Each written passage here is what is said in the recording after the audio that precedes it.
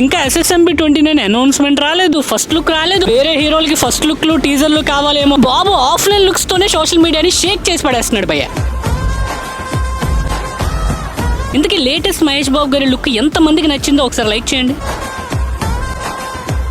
గుంటూరు కారంలో మీరు మహేష్ బాబు గారిని అబ్జర్వ్ చేస్తే ఆయన చాలా లీన్ గా ఉండేవారు. SSMB 29 ఈ లేటెస్ట్ లుక్ లో చూస్తుంటే కొద్దిగా బల్క్ అయినట్టు కనిపిస్తున్నారు కదా.